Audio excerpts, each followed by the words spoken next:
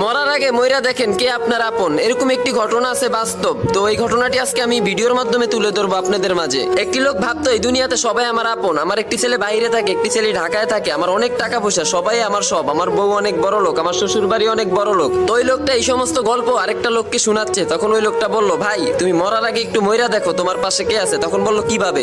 তখন ওই লোকটা বললো, তুমি আজকে এই জায়গায় শুয়ে থাকবে, আমি সবাইকে বলবো তুমি মরে গেছো, তখন দেখবো তোমার পাশে কে আসে।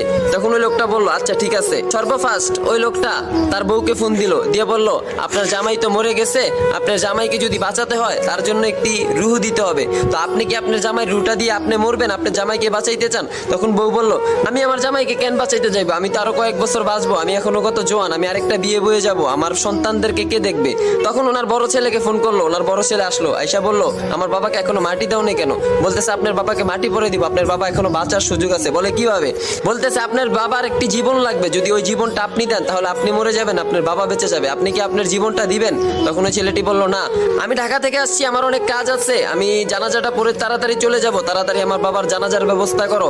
তখন ওই লোকটি বুঝতে পারলো আসলেই কেউ আমার নয়। তারপরে বাহিরে যে ছেলেটি থাকে তাকে ফোন দেওয়া হলো যে, আপনার বাবা তো মারা গেছে, কিন্তু বাঁচার একটি উপায় আছে, যদি আপনার জীবনটি আপনার বাবাকে দেন তাহলে আপনার বাবা বেঁচে যাবে। তখন ওই লোকটি বললো, আমি দেশ থেকে অনেক ঋণগ্রস্ত করে আসছি, এগুলা দিতে হবে, কারণ আমি এখন ইয়াং, আমার বাবা বুড়ো হয়ে গেছে, মরতেই পারে, আমার বাবার জানাজাটা পড়ান, আমি ভিডিও কলে দেখবো। তখন ওই লোকটি বুঝতে পারলো ওনার এই দুনিয়াতে আপন কেউ নাই, কিন্তু না, আরো একজন আছে, তিনি হলো ওনার মা।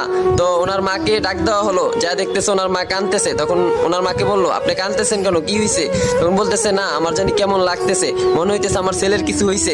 তখন ওনার মাকে নিয়ে যায় বলে, আপনার ছেলে মারা গেছে, আপনার ছেলে বাঁচাতে একটি জীবন লাগবে, আপনার জীবনটি কি আপনার ছেলেকে দিবেন? যদি দেন আপনার ছেলে বেঁচে যাবে। তখন দয়াশীল মা বলল, হ্যাঁ অবশ্যই আমার জীবন আমার ছেলেকে আমি দিব, কারণ আমি বৃদ্ধ হয়ে গেছি, আমি আর কয়দিন বাঁচবো, আমার ছেলে যদি আমার জন্য বাঁচে আমি অনেক খুশি হব, আমি অনেক ধন্যবান হব যে আমার ছেলেকে আমি বাঁচাইতে পারছি। এই সেই তোমাদের মা, যে মাকে তোমরা অবহেলা করতেছো, বউয়ের জন্য মাকে বৃদ্ধাশ্রমে দিয়ে আসতেছো, মা কি খাচ্ছে না খাচ্ছে সেটার খবরও নিতেছো না।